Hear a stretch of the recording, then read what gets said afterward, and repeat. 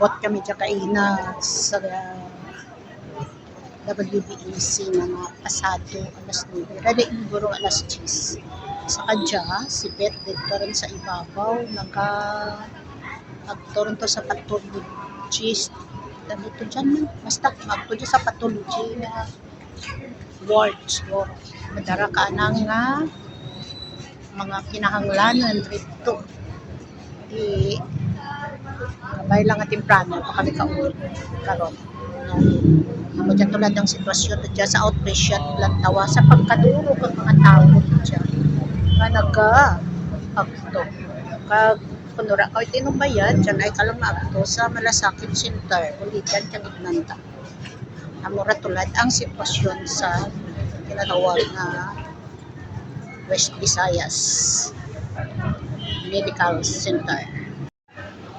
Amura nga medya ko nga nagimawan ko si Kagawad Beth. Ang imawan tanang agaktor siya. Kita na lang ang karga matumato agto sa mga kinanglanin na. Mo diyang pasyente na alive and kicking pa.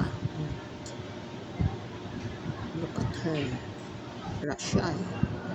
Ginapasundan ko lang sa video para makita ko kung diin bentana. Sa isa kaduhog lang katao mo.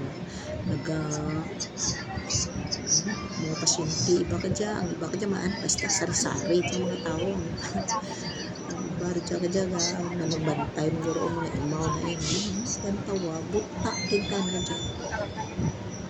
Ang tawag na waiting area. Ba't yung di-irad sa media ko? Turun.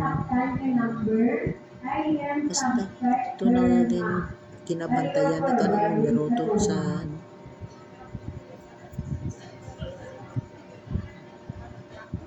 yan lang ganit sila ka akan imaw nga dyan. Pasyente dyan, tanang ka dyan pasyente, pero tanang nagabiya-biya sa kaugalingan. Eh, siyempre, ng mga kabataan, bala ka dyan sa Manila. Dason sa bilog ng bata ga eskwela pa kalangan na bitbitan hindi yun imawan sa senior pa nag-imaw sa ginatawag na PWD rin siya siyempre pasyente kabay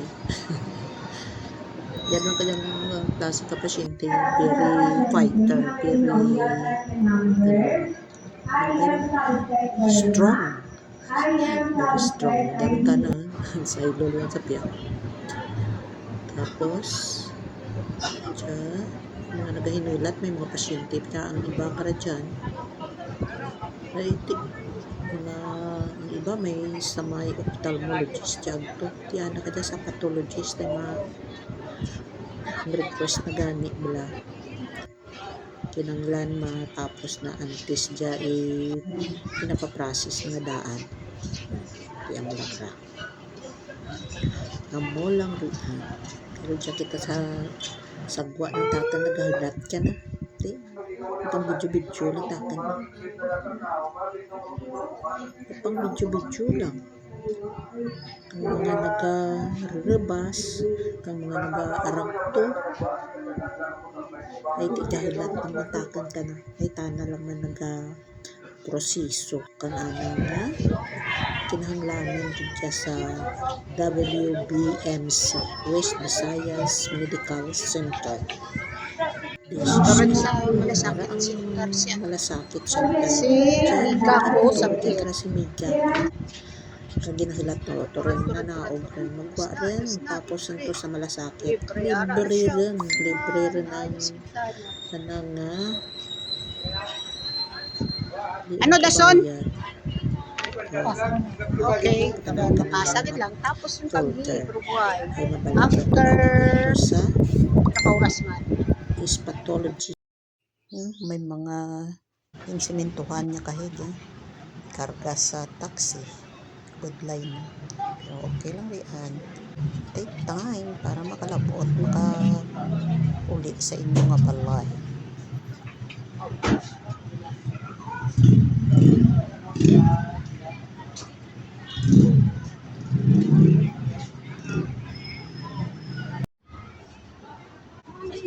Worth waiting.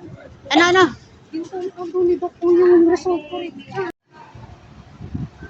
O, nagpamisyon, hospital pa kami, o. May And then, kami to. Kwarta manandaro mo. Ibalik pagid dya sa Western. O, here naman, liwan kami sa Western. Kag matapos rin dya. yapon tawo. May buhayan dya. Huwag kami rin dya Wala sa ka udal ang tawo dyan sa silid ka ng hospital. Outpatient yan ni dyan. kag Ah, natapos diba? bantay na kami kasarakyan pag to sa mohon. Series din kami, mauli kami sa dao. Iistoryahan ta kamo parte sa amiga ko nga dya. Amiga ko nga dya, may cancer of the breast. Kinanglan na magpakimo. Di, ang pamilya nakadya ka.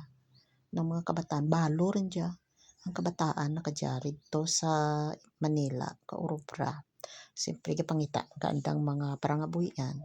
May isang bilog nga bata nga imaw dyan sa balay na babae. Grade 11 pa lang. Di kinanglan nga ma-chemo tana mismo ang nagkabiya-biya.